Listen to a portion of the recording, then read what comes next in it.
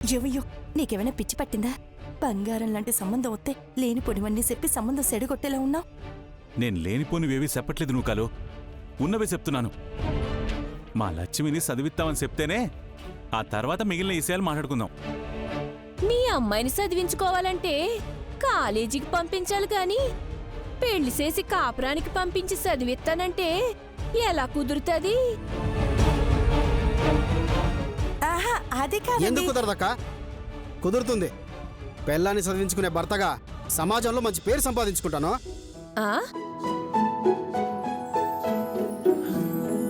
వాళ్ళు అడిగినట్టు ఆ అమ్మాయిని మనం చదివిస్తున్నాం.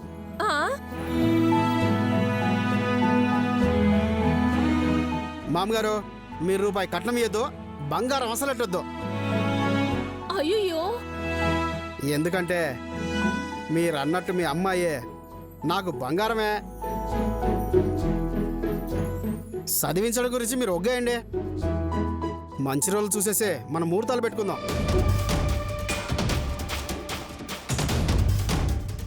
ఆహాహా, మీకు మా అక్క నచ్చిందని చెప్పారు. మీరు మా అక్కకి నచ్చారో లేదో అడగకుండానే ముహూర్తాలు పెట్టేసుకుందామంటారేటి? సిన్నమ్మి చూడండి, మా ఇట్టమే మా లక్ష్మి ఇట్టం. మాకు కూడా ఈ సంబంధం కలుపుకోవడం ఇట్టమే. చెప్పమ్మి, నీకు ఈ సంబంధం ఇట్టమేనా?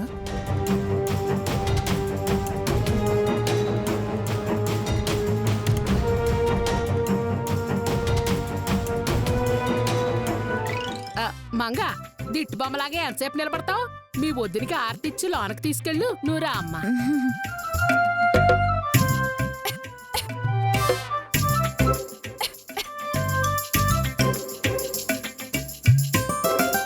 అబ్బా, వదిన వాళ్ళ అన్నయ్య ఆ ప్లేస్ కైలో ఉన్నాడు. ఇదేంటి కొరికేసేటట్టు చూస్తుంది? గోపి, అక్కడ కార్యక్రమం అయిపోయాక ఆ అమ్మాయిని ఇక్కడికి రమ్మను. ఆ చదువుల తల్లిని నేను చూడాలి. అలాగే పెద్దయ్య.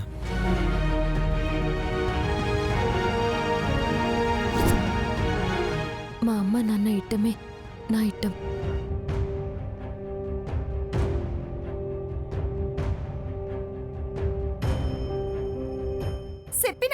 చెప్పినానా మా ఇట్టమే మా శ్రీలక్ష్మి ఇట్టమని? శుభం. మేమిక బయలుదేరుతాం. అట్టాగే. బాయ్ శ్రీలక్ష్మి. అమ్మీ, నువ్వు వెళ్ళి సీర మార్చుకో. చాలా సంతోషం బాబు. నువ్వు వెళ్ళు, అల్లి పంపొత్తాం. అబ్బాయి కూడా మాకు చాలా నచ్చాడా. మిమ్మల్ని చూస్తుంటే నాకు చాలా గర్వంగా ఉంది బాబు. మా లక్ష్మిని చదివించడానికి ఒప్పుకున్నందుకు చాలా సంతోషంగా ఉంది బాబు. ఇగో మిమ్మల్ని పెళ్లి సూపులని చెప్పి మీ పిల్లని చదివించుకోవడానికి మా వాడిని వాడుకోవాలని చూస్తే నాను ఒప్పుకోను. మొగుడు డబ్బులతో చదువుకోవడం, తర్వాత ఏరే వాడిని చూసుకుని ఏ అమెరికాకో వెళ్ళిపోవటం ఎంతమందిని చూడలేదు. చూడండి, పెళ్లి సంబంధం కుదుర్చుకోవడానికి మేము 100 చెప్తాం. అవన్నీ చెయ్యాలని ఉందా ఏటి? మా బిడ్డ కాబట్టి మేము అనుకున్నది మేము అడిగాము. రేపు మీ ఇంటి బిడ్డ కాబట్టి చదివించుకుంటారో సాకిరి చేయించుకుంటారో అది మీ ఇష్టం. అట్టన్నా బాగుంది. ఇక మేము వెళ్తాము. అట్టగే బాబు. అక్క, వెళ్దామా? వెళ్ళొస్తాం. వస్తాము.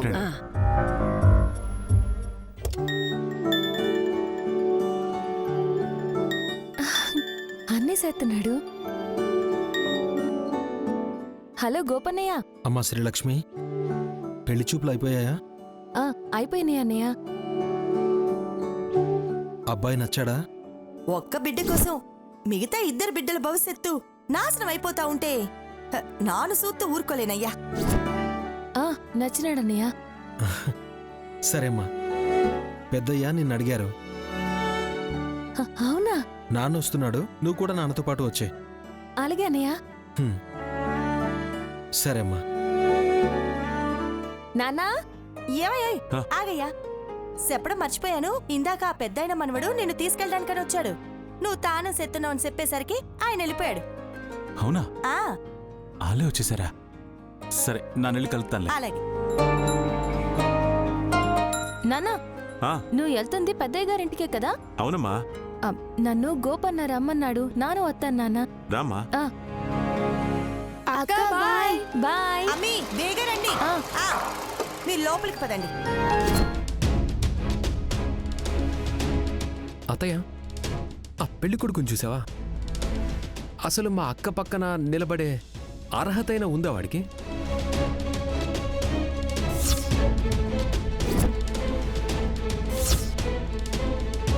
ఏం చూసి తాతయ్య సెలెక్ట్ చేశారు? ఏం చూసి సెలెక్ట్ చేసినా నాన్న నిర్ణయంలో మార్పు ఉండదు. సింధుని ఈ పెళ్లి నుంచి తప్పించడం కుదరదేమో అనిపిస్తుంది మ్యాడీ. ఎలా అయినా ఈ పెళ్లి నుండి, ఈ ఊరి నుండి మా అక్కని తప్పించాలని నేను నిర్ణయం తీసుకున్నాను. తాతయ్య ఎన్ని నిర్ణయాలు తీసుకున్నా నా నిర్ణయాన్ని ఏ శక్తి అడ్డుకోగలదో నేను చూస్తాను.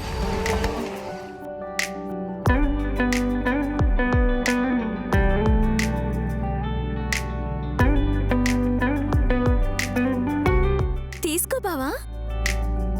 బావా? ఎవరు నీకు బావా?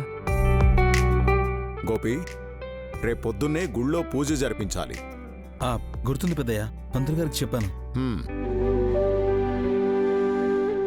పెద్దయ్యా, నన్ను ఆశీర్వదించండి పెద్దయ్యా. ఈ ఎర్ర బస్సు వచ్చిందేంటి? తనే పెద్దయ్య మా లక్ష్మి. లేమ్మా, ఇందాకే నీ గురించి గోపి చెప్పాడు. నువ్వీ ఇంటిని శుభ్రం చేసిన తీరు చూస్తే నాకు మా అమ్మ గుర్తుకొచ్చింది.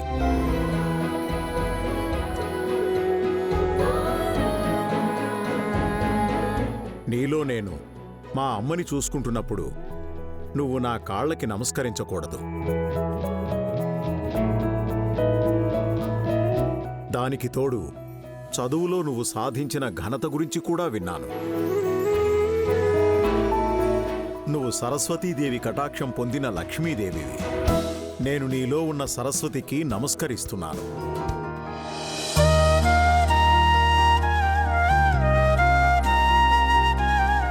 ఆ ప్రకారం చూసుకున్నా నువ్వు నా కాళ్ళకి నమస్కరించకూడదు తల్లి. అలా అనద్దు పెద్దయ్యా. మీరు కట్టించిన బడి లేకపోతే నాను బడికెళ్లేదాన్నే కాదు.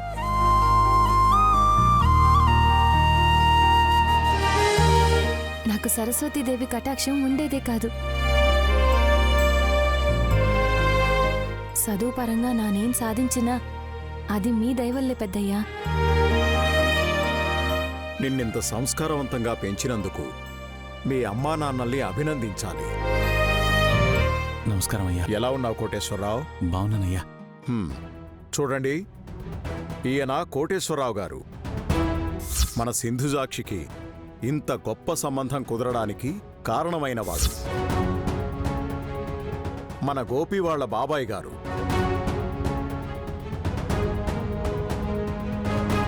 ఈయన వల్లే మన సింధుజాక్షికి ఇంత మంచి సంబంధం వచ్చింది.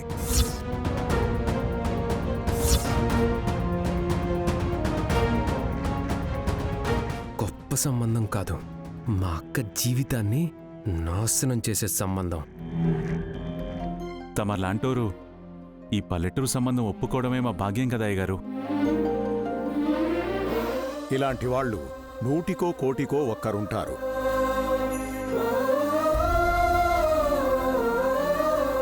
అలాగే శ్రీలక్ష్మి మీ అమ్మాయిని తెలిసి చాలా సంతోషపడ్డాను.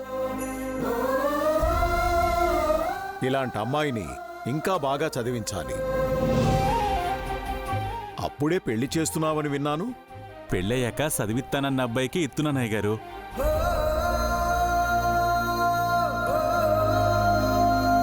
అయ్యగారు, నా కోసం సినబాబు గారిని ఇంటికి పంపించినారని నూకాలు చెప్పినది. అందుకే వచ్చినాను అయ్యగారు. ఏం లేదు కోటేశ్వరరావు, మా వాళ్ళందరికీ నిన్ను పరిచయం చేద్దామని పిలిపించాను. చాలా సంతోషం అయ్యగారు. అమ్మా శ్రీలక్ష్మి, చదువుకునే పిల్లలన్నా, సంస్కారంతో పెరిగిన పిల్లలన్నా నాకు చాలా గౌరవం.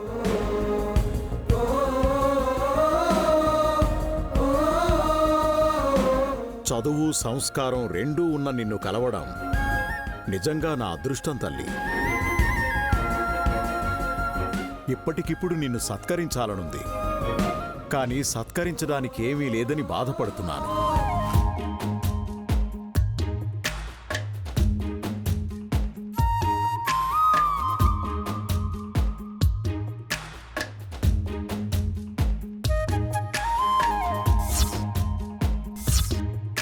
నేనెంత హుందాగా ఉన్నా నా హుందాతనాన్ని పెంచేది మాత్రం ఈ కలమే.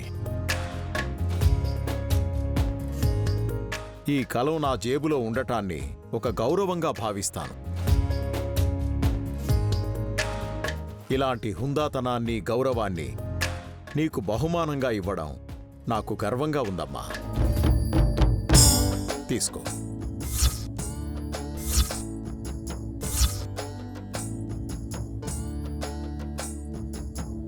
తీసుకో.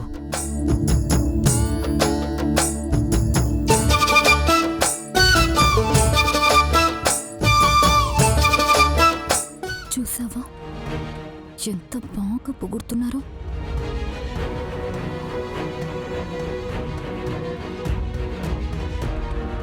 నిజంగా గొప్ప కానుక పెద్దయ్యా. చాలా సంతోషం అయ్యగారు. పక్కూర్లో కొన్ని ఉత్తరాలు ఇవ్వాలి. నేను బయలుదేరుతాను అయ్యగారు. వెళ్ళిరా కోటేశ్వరరావు. బయలుదేరుతానయ్యా. శ్రీలక్ష్మిని కూడా తీసుకెళ్లి ఇంటి దగ్గర దిగబెట్టిరాదా మరిది? శ్రీలక్ష్మి కాసేపు ఇక్కడే ఉంటుందిలే కోటేశ్వరరావు. మీరెళ్ళండి. శ్రీలక్ష్మిని తర్వాత పంపిస్తాను. అట్టగా అయ్యగారు. ఉంటానమ్మా. మంచిది. వస్తాను లక్ష్మి. మధుసూదన్, తాతయ్య ఇలారా.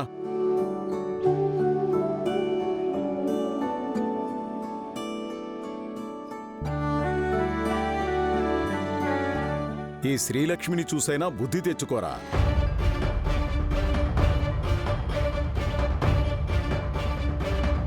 రండి రండి రండి, బేగా రండి, రండి రండి. వెళ్ళండి రండి. పెద్దయ్య గారు లోపల ఉన్నారు. వెళ్ళండి వెళ్ళండి. రావాలా? అర్థమైందిగా ఎందుకు చెప్పాను.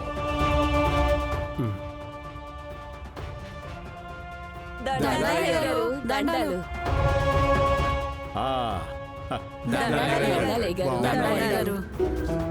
అందరూ బాగున్నారా? మీ పుణ్యం వల్ల నాదేముందమ్మా, అంతా ఈశ్వరేచ్ఛ. అయినా ఇవన్నీ ఎందుకు తీసుకొచ్చారమ్మా? పట్నం నుంచి మీరు వస్తున్నారని తెలిసినది, అందుకే ఒట్టుకొచ్చినామయ్యా. తమరు వచ్చారని దర్శనం చేసుకోవడానికి వచ్చామయ్యా. ఒట్టి చేతులతో రాలేం కదయ్యా. మా ఊరి కోసం ఎన్నో ఒగ్గేసుకున్న మా గోపికి మీ ఇంటి బిడ్డనెత్తున్నారు. అట్టాంటి మీకు ఈ మాత్రం మర్యాదలు చెయ్యపోతే ఎలాగయ్య గారు? మీ అభిమానం చూస్తుంటే నా కడుపు నిండిపోతుంది. ఇక మీరు అభిమానం చూపించాల్సింది నా మీద మాత్రమే కాదు, మీ ఊరికి కాబోయే కోడలి మీద కూడా. యాడుందయ్యా అమ్మి? అదిగో అక్కడుంది. ఆడుందా? ఎంత బాగున్నదో ఉన్నది. లచ్చిందేవిలాగా లక్షణంగా ఉన్నావు తల్లి. మొగ్గలు పూరెల్లాగా తెల్ల తెల్లగా ఉన్నాయి. పిన్ని తెల్లగుండడమే కాదు, జుట్టు చూడు ఎంత ఎర్రగా ఉన్నదో. బంగారం గడియారమా అమ్మా, ఏది ఒకసారి చూడండి, తలతల మెరిసిపోతున్నది. సోని అమ్మా, నా సేర్లాగా పచ్చగా ఉన్నాయి. అమ్మి అమ్మి ఈ బట్టలాడుకున్నావు. మా మనవరాలు కూడా ఇట్టాటివే కొనమన్నది. ఆ జాంకాయ ఇయ్యే అమ్మా, ఈ జాంకాయ తిను. తినమ్మా తిను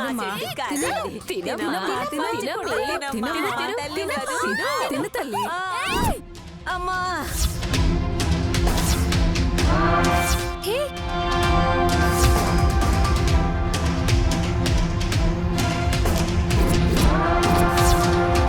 ఏం జరిగింది?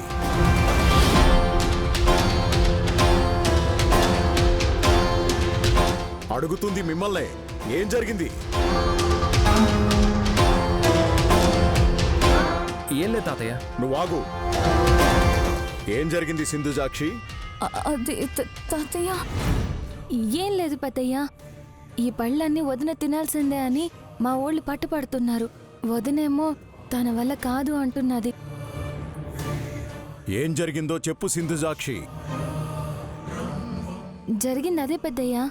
అమ్మా శ్రీలక్ష్మి, జరిగింది దాచి గొడవని సద్దుమణిగించాలి అనుకోవడం నీ సంస్కారం కాదన్ను.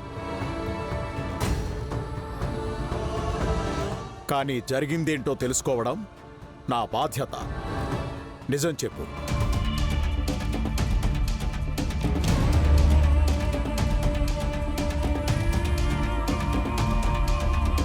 నిజం చెప్పు.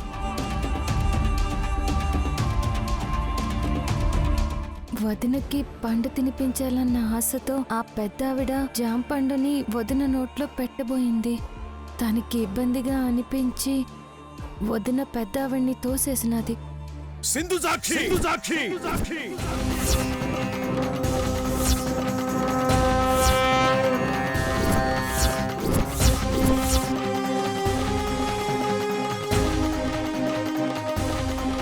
వీళ్ళందరూ నీ మీద అభిమానంతో ఇవన్నీ తీసుకొస్తే స్వీకరించడం మానేసి తిరస్కరిస్తావా?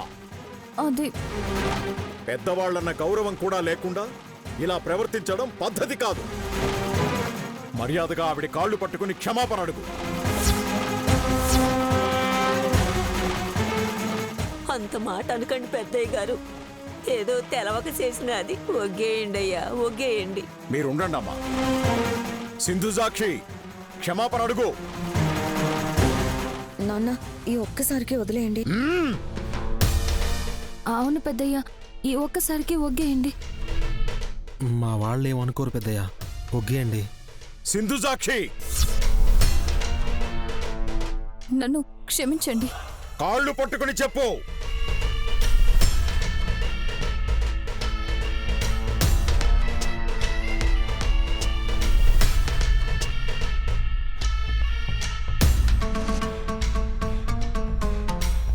లేమ్మా, లే. నన్ను క్షమించండి.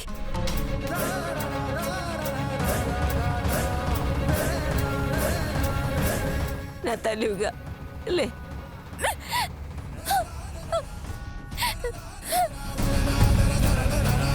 నా ఇంట్లో మీకు అవమానం జరిగింది అంటే అందులో నా తప్పు ఉన్నట్టే. నన్ను కూడా క్షమించండి. అంత పెద్ద మాటలు ఆడద్దు పెద్దయ్య. నర్సమ్మ, రాములమ్మ, మన సాలకెళ్ళి వంట చేసుకుని తినాలి కదా. అదేంటమ్మా, ఇంటికొచ్చిన వాళ్ళు భోజనం చేయకుండా వెళ్ళిపోతారా? అలా అని కాదు పెద్దయ్య, వీళ్ళందరి కొడుకులు కోడళ్ళు పని కోసం పట్నంకి వెళ్ళిపోయారు. ఊళ్ళో చాలా మంది ఇళ్లలో ఒంటరిగా బతుకుతున్న ముసలి వాళ్లే ఉన్నారు. అందుకే వాళ్ళకి ఒంటరిగా ఉన్నామన్న భావన కలగకుండా రోజులో ఒక పూట ఒంటరిగా ఉన్న వాళ్ళందరూ కలిసి వంట చేసుకుని కలిసి భోంచేస్తారు. ఒకరికొకరు ఉన్నామని భావించుకుంటారు. మాదంతా ఒకటే కుటుంబంలా ప్రవర్తిస్తారు. చాలా మంచి ఆలోచన. ఇది మా లక్ష్యం ఆలోచనే పెద్దయ్య గారు. అమ్మా శ్రీలక్ష్మి, నువ్వు నిజంగా చాలా గొప్పదానివమ్మా. నీ ఆలోచనలో మా కుటుంబాన్ని కూడా భాగం చేయగలవా తల్లి? పెద్దయ్య, మీతో కలిసి భోంచేసే అదృష్టం వస్తే ఎవరు కాదంటారు? అలాగే చేద్దాం. మీరు రండి, 5 నిమిషాల్లో వంట చేసేస్తాను. రండి రండి రండి. సింధు, సింధు, ఏట్రా కలపటం నింపాదిగా తేరండి, బేగా కానీ భోజనాలకి ఏలైపోతుంది. అయిపోతున్నానమ్మా.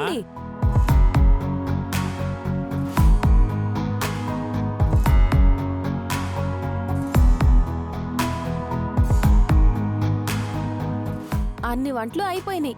ఇక అందరూ కూకోండి, కూకోండి. పెద్దయ్య, మీరు రండి, వంటలన్నీ అయిపోయినాయి. నా నెల్లి మిగతా వాళ్ళని పిలుచుకొస్తాను. అలాగేనమ్మా.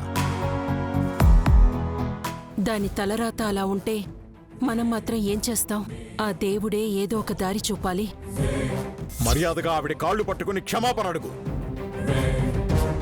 నన్ను క్షమించండి. ముమ్మాటికి మా నాన్న చేసింది తప్పే. ఈ ఊళ్ళో కాళ్ళు పెట్టడమే ఇష్టం లేని మన సింధుతో ఆ ముసలావిడ కాళ్ళు పట్టించారు. అంటే ఇక సింధు జీవితాంతం వాళ్ళ కాళ్ళ దగ్గర పడుండాలని ఇండైరెక్ట్ గా చెప్పినట్టే కదా. చావనైనా చేస్తాను కానీ ఈ పెళ్లి నేను చేసుకున్నత్తయ్యా. ఫూలిష్గా మాట్లాడకక్క. ఈ పెళ్లి ఆపడానికి నా తమ్ముడున్నాడని ధైర్యంగా చెప్పాలి కానీ చావటం ఏంటక్క? ఈరోజు రాత్రికే నిన్ను ఈ ఊరు నుంచి పంపిస్తాను. అందరూ ఏండే ఉన్నారా?